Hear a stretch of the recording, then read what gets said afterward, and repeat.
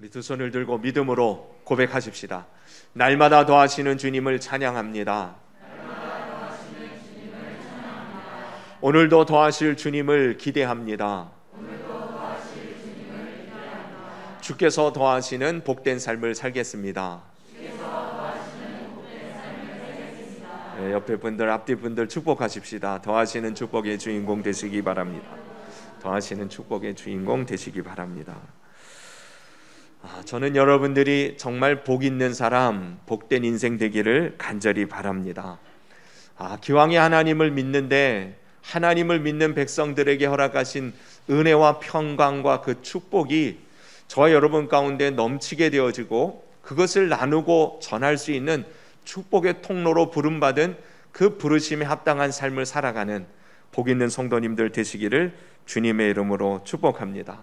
그런데요, 그런 복 있는 인생, 복된 삶을 사는 방법은 아주 명쾌하고 선명하게 분명하게 우리에게 주님 이미 말씀을 주셨습니다. 시편 1편에 분명히 말씀하셨죠. 복 있는 인생은 어떤 사람인가? 악인의 꾀를 쫓지 않고 죄인의 길에 서지 않고 오만한 자의 자리에 앉지 않고 하나님의 말씀, 주님의 율법을 즐거워하여서 그 율법을 주야로 묵상하며 그 말씀을 따라 그 말씀 붙들고 살아갈 때에 저는 시냇가에 심은 나무와 같을 것이다. 시절을 쫓아 열매를 맺는 그런 풍성한 은혜, 형통한 삶의 축복의 주인공이 될 것을 이미 주님은 우리들에게 말씀해 주셨습니다. 저는 여러분들이 이 말씀을 따라 복 있는 자리에 하나님의 말씀을 붙들고 그 말씀의 인도함을 따라 살아가는 그러한 말씀이 있는 사람, 말씀이 인도하는 인생, 반드시 열매 맺고 형통함을 누리게 되어지는 그러한 축복의 주인공들 되시기를 간절히 바랍니다. 말씀에서 벗어나는 것이 저주인 것이에요. 말씀에서 벗어난 인생이 바로 멸망과 심판에 이르게 되어지는 것을 우리는 분명히 알 수 있습니다. 인류의 근본적인 이 죄악의 시작이었던 원죄라고 하는 것조차도 결국 말씀에서 벗어난 아담의 행위 때문 아니었습니까? 네가 이 모든 것을 누리고 네가 먹고 싶은 것을 다 가지고 취할 수 있지만 한 가지만 네가 이것을 해서는 안 된다 하시면서 주님이 요구하신 한 가지 말씀이 있었어요. 그게 뭐예요? 동산 중앙에 있는 선악을 알게 하는 그 나무만큼은 먹지 말라.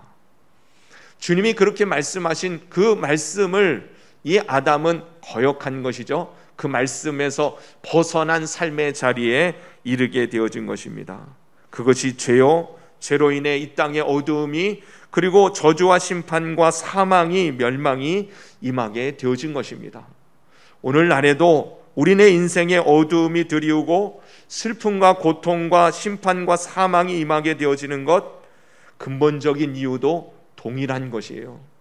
오늘 내가 주님의 말씀 안에 거하고 말씀을 따라 살아가고 있다면 여러분 어떠한 상황 속에서도 주님은 우리를 지켜주시고 평안케 해주시고 결국은 승리케 하시고 열매를 맺게 해주시는 형통한 삶으로 주님이 우리의 인생을 이끌어 주시는 것이죠.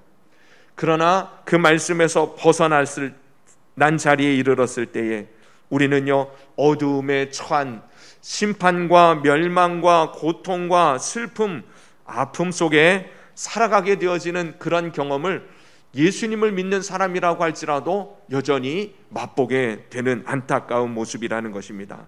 아무리 하나님의 백성이라도 그 말씀을 듣지 않는다면, 그 말씀에서 벗어난 삶을 산다면 평안을 빼앗기고 실패와 패배와 멸망의 자리에 이르게 되어진다는 것은 우리는 이스라엘의 역사를 통해서 분명히 배워 알 수 있는 내용 아니겠습니까? 하나님이 택하신 백성임에도 불구하고 이스라엘 백성들이 그 말씀을 잊어버리기 시작할 때, 하나님의 말씀이 더 이상 저희들의 귀에 들려지지 않기 시작할 때, 아니 하나님 말씀을 들어도 그 말씀에 순종하지 않기 시작할 때에 그들은 어두움 가운데 행하며 실패와 패배를 경험하게 되고 결국은 멸망의 자리에까지 이르게 되어지는 이스라엘 민족의 역사를 보면 여러분, 우리가 오늘날 예수님을 믿는다고 하고 하나님의 자녀가 되었다고 할지라도 말씀에서 벗어나는 인생, 그러한 성도의 삶은 여전히 어두움 안에 갇혀 있는 그 모습을 경험하게 된다는 사실을 알아야 할 것입니다. 여러분, 신구약 중간기라고 혹시 들어보셨어요? 신약 시대가 시작되기 전, 구약이 끝난 시대, 그러니까 구약의 마지막 말라기 선지자가 활동을 하고 그 활동이 마치고 신약에서 비로소 세례 요한이 선지자로서 활동을 시작하기까지 그 중간의 시기를 신구약 중간기라고 말을 하는데 무려 400여 년의 세월이 지나가게 되어집니다. 그때에는 그 어떠한 선지자도 하나님의 말씀을 바로 전하는 사람이 없었습니다. 그때를 향하여서 우리는 영적인 암흑기다, 이렇게 표현하게 되어지는 것이죠. 신구약 중간기, 하나님의 말씀이 멈추어진 그 시대에 영적인 암흑기가 찾아왔다는 것입니다. 그 이후에 세례 요한이 하나님의 말씀을 전하고 말씀이신 예수 그리스도께서 이 땅에 오셔서 하나님의 나라의 복음을 선포하시고 성령의 권능과 그 능력으로 이 말씀의 놀라운 부흥을 경험하게 되어지죠. 나중에는 이 12명의 사도들이 복음을 전하여서 이 로마라고 하는 당시의 최강대국이라고 하는 이 나라를 말씀으로 정복해 버립니다. 여러분들이 역사적으로 아시는 것처럼 처음에 로마 제국은 이 그리스도인들을 박해하는 일에 얼마나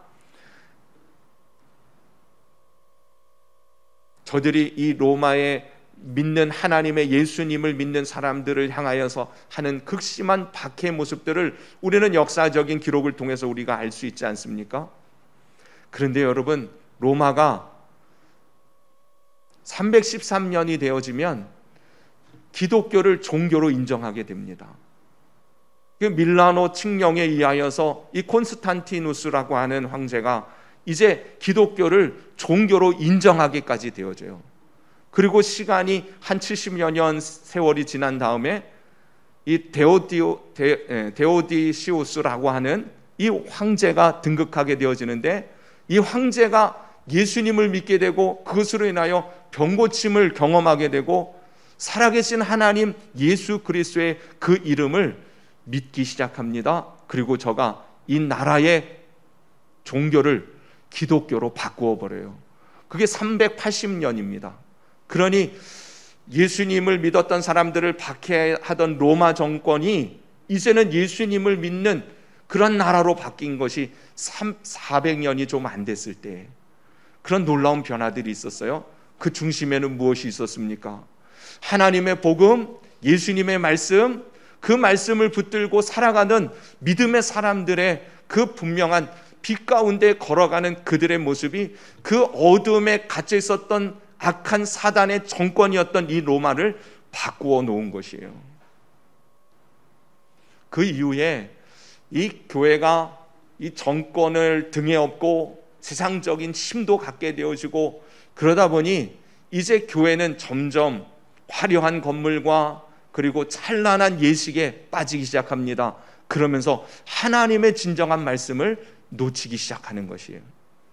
그때가 바로 중세, 이 중세의 암흑기라고 이렇게 말하는 것입니다.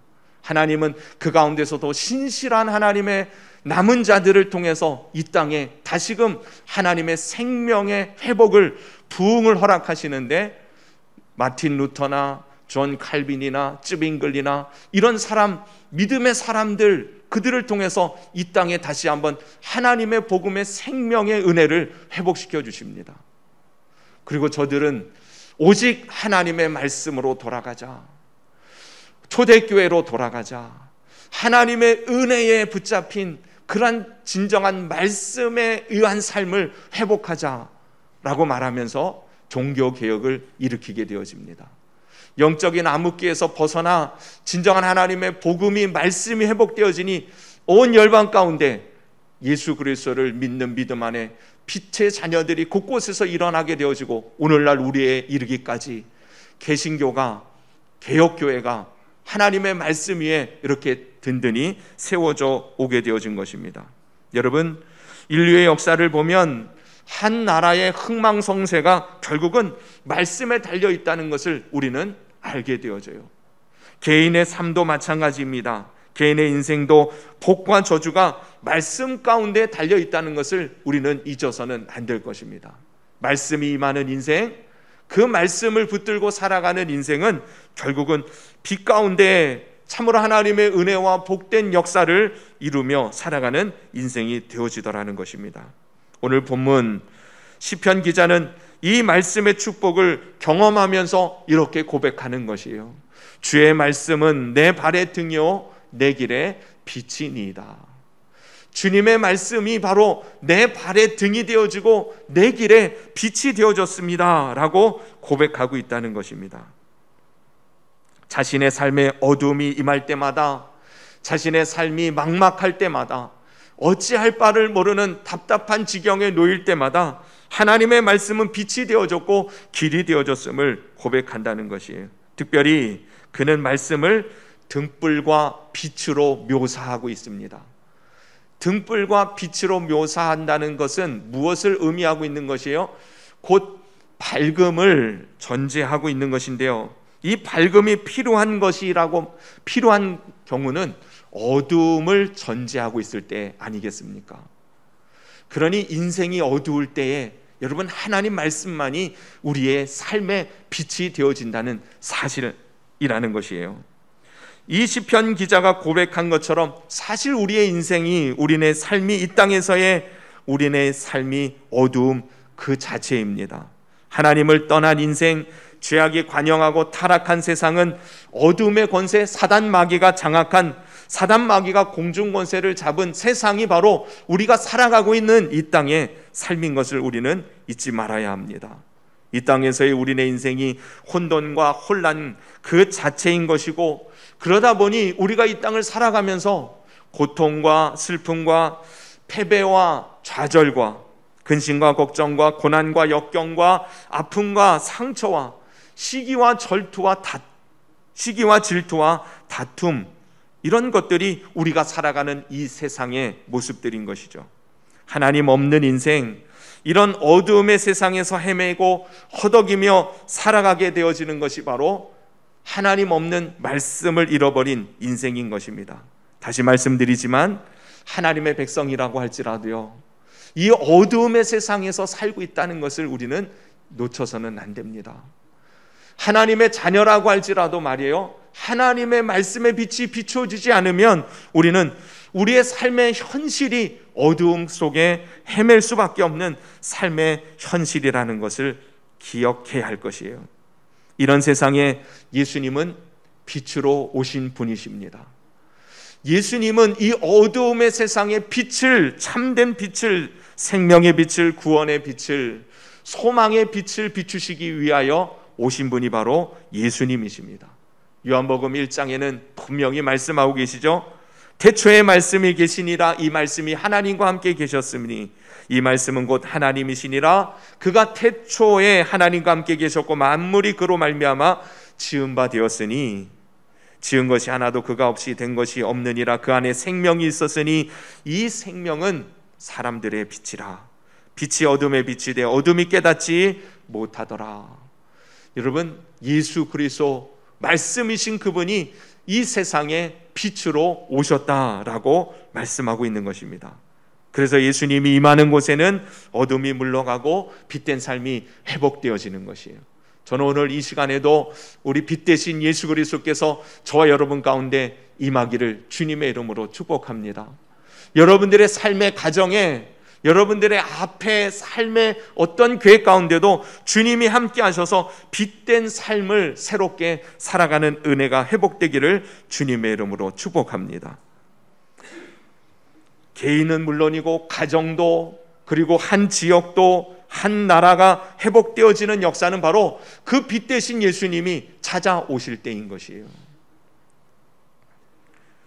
얼마 전에도 말씀을 나눴습니다마는 수가성 여인이라고 하는 이 여인의 인생이 얼마나 어두움에 막혀 있었습니까? 그는 참된 하나님의 빛을 보지 못한 채 자신의 육체의 정욕을 따라 육체의 만족을 쫓아 그렇게 남편을 5명이나 두었고, 지금 사는 그 남편도 본래 자기 남편이 아닌 다른 사람과 그렇게 살아가고 있으면서 그는 스스로를 이 어두움에 방임한 채 이 어두움에 묶여서 살아가는 그런 인생을 삽니다. 다른 사람들을 만나는 것조차 귀찮은 것이 아니라 싫어지기 시작하는 것이에요. 사람 만나는 게 싫어지는 게 무슨 병이에요? 대인기피증. 네? 대인기피증. 사람을 만나서 좋은 영향을 받고 에너지를 받고 그래야 사람은 더 힘을 얻고 살아나는데, 사람 만나는 게 싫고 귀찮고 두렵고, 이 여인이 그런 지경에 놓여 있는 것이에요. 자기 스스로도 자기가 행하는 일들이 어두움의 일이라는 것을 알고 떳떳하지 못한 것입니다. 사람들 만나기 싫어서 밝은 대낮에, 그것도 태양볕이 쨍쨍한 대낮 정오의 그 시간에 물을 길러 사람 만나기 싫어서 물가로 나온 것 아닙니까? 근데 그곳에서 빛 대신 예수님을 만나는 것이에요. 빛 대신 주님, 그 말씀을, 그 음성을 듣는 저가 하나님의 참된 빛이 그의 심령에, 그의 인생에 비춰지니 그가 물동이를 버려두고 그 만나기 싫었던 그 성에, 사마리아 수가성의 수많은 사람들에게 내가 그를 만났다고 메시아를 증거하며 새로운 삶을 시작하게 되어지는 은혜를 입은 여인이 된 것 아니에요? 나면서부터 보지 못하게 태어났던, 보지 못하면서 그렇게 맹인으로 태어났던 이 맹인이 예수님을 만나고 실로하면서 그 눈이 씻어지고 다시 보게 되어지는 이 놀라운 은혜, 빛 대신 예수 그리스도를 만남으로 그의 삶은 그렇게 변화되고 회복되어지기 시작한 것입니다. 여러분, 우리네 인생의 진정한 빛은 오직 하나님 예수 그리스도이심을 믿으시기를 바랍니다. 한 가정이 회복되어지는 경우도 마찬가지예요. 왕의 신하가 그 아들이 병들어 죽게 되어진 상황에서 예수님을 만나고 그 말씀을 따라 순종함으로 나아갔을 때에 그 가정이 다 예수님을 믿게 되고 세례를 받게 되어지고, 저는 여러분들의 가정이 그렇게 놀라운 하나님의 이 빛된 은혜가 비추어져서 하나님을 믿고 주님의 은혜 안에 복된 삶이 회복되어지는 그러한 가정이 될 수 있기를 주님의 이름으로 축복합니다. 고넬료라고 하는 가정도 마찬가지잖아요. 저가 비록 이방인이었지만 그러나 하나님의 말씀을 듣고자 베드로를 청하였고, 하나님의 말씀이 그 가정 가운데 임했을 때에 성령님께서 역사하시고 그의 온 집안이 다 예수님을 믿고 세례를 받는 그런 놀라운 은혜의 회복을 경험한 그런 가정이 되지 않았습니까? 한 지역이, 한 성읍이, 한 고을이 변화되어지는 것도 예수님의 빛이 그것 가운데 임할 때에 역사되어진 것이에요. 예수님께서 나인성으로 올라가고 있었을 때였습니다. 많은 제자들과 함께 기쁨의 발걸음으로, 이 나인성이라고 하는 성 자체의 이름이 기쁨의 성이란 뜻이거든요. 기쁨으로 그 성에 가서 복음을 전하고 어두움의 악한 사단의 세력들을 물리치고 하나님의 빛된 나라를 회복시키시기 위하여 올라가던 그때에 나인성으로부터 슬픔의 소리, 곡하는 소리가 나오면서 무리들이 내려오는데 관을 들고 내려오는 거예요. 그 관에는 젊은 청년이 죽어 있었습니다. 한 과부의 외아들이 그만 무슨 병에 걸려서 죽었는지 모르지만 죽어 시체가 되어져 이제 그 시체를 땅에 묻기 위하여 관을 메고 많은 사람들이, 그 어머니가 통곡을 하고 수많은 사람들이 함께 슬퍼하며 내려오고 있을 때에 예수님이 그들에게 찾아가셔서 그들의 관을 열어놓으라고 하시고는 그 관에 손을 대시고는 청년아 일어나라. 여러분, 예수님의 빛된 그 음성이 그의 영혼에, 그의 육체에 임하기 시작하니까 그가 다시 생명을 얻고 일어나 그 어미의 품에 안기게 되어진 것입니다.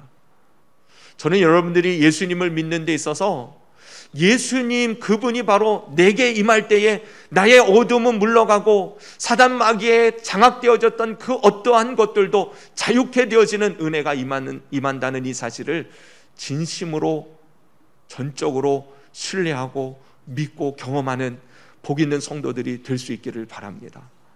예수님은 바로 그런 분이세요.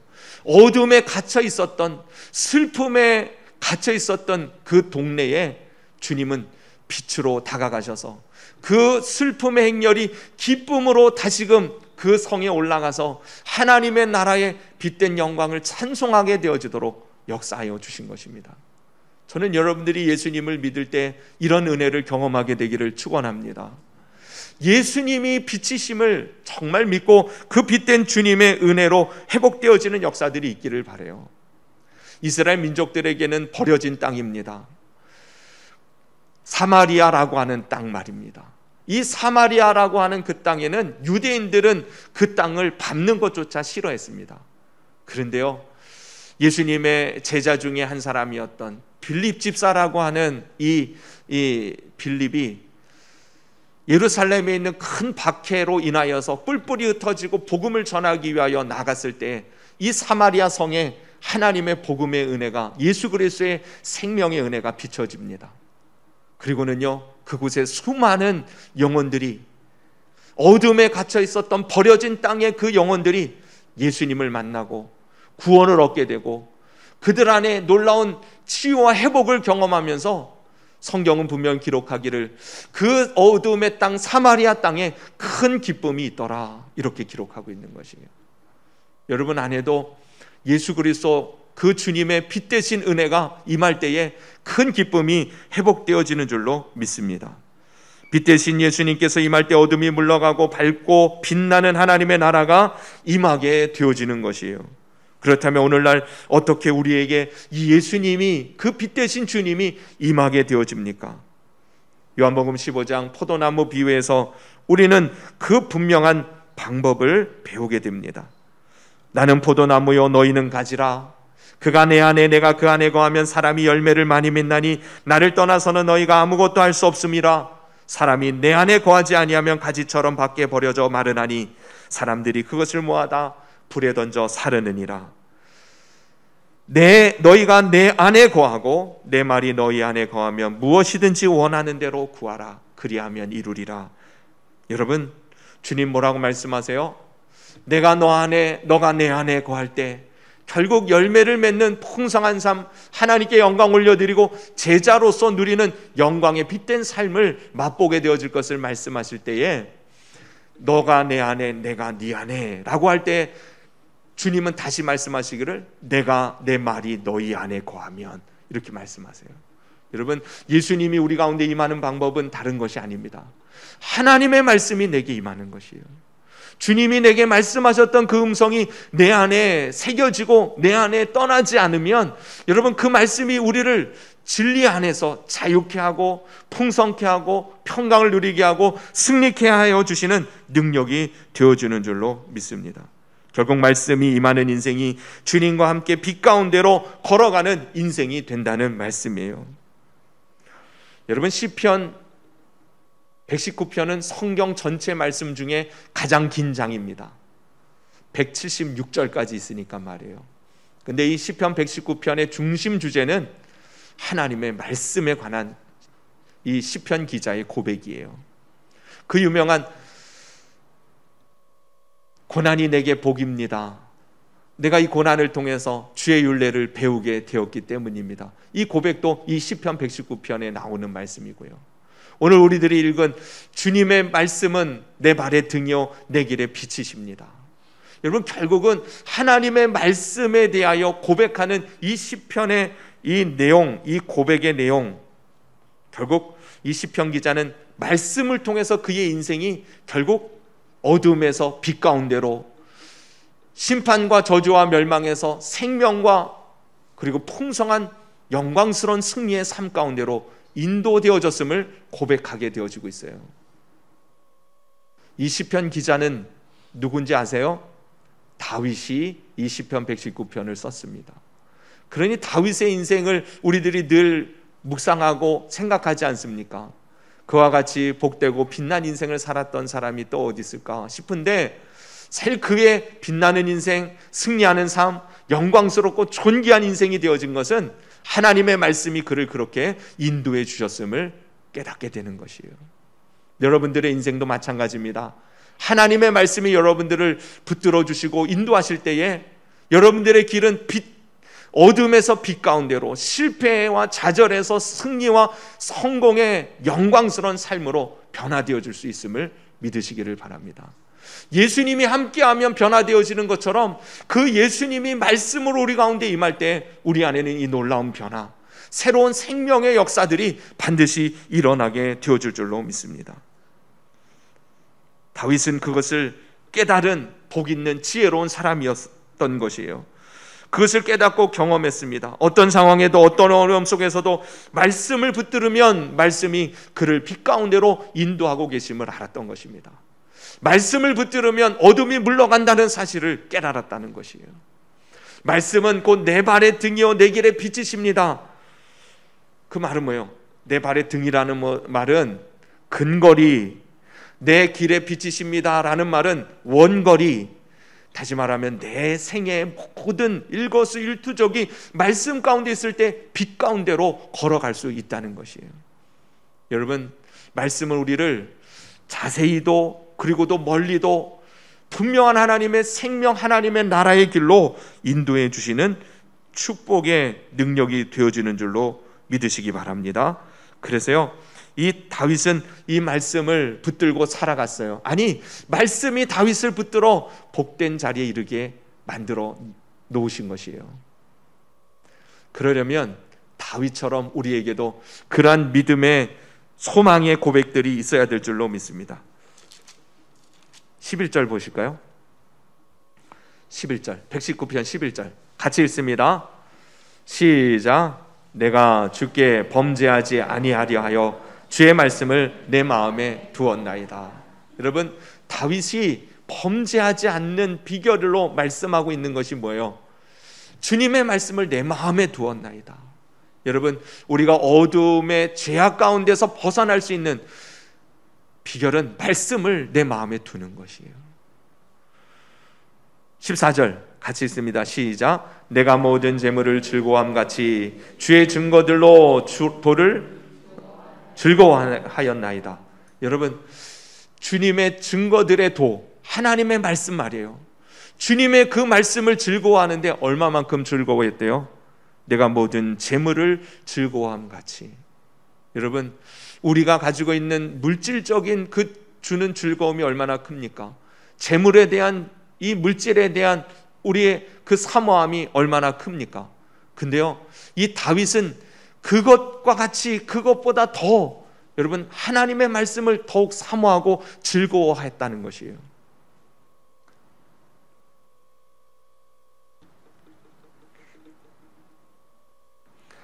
아마 예배 드리면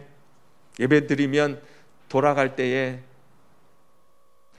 봉투에다가 10만 원씩 넣어서 드리겠습니다 하면 더 많은 사람들이 아마 예배 드리러 나올 거예요. 그죠? 하나님이 인생을 살아가는 데 있어서 돈만큼 우리에게 즐거움이 되고 삶에 활력을 주는 것이 어디 있어요?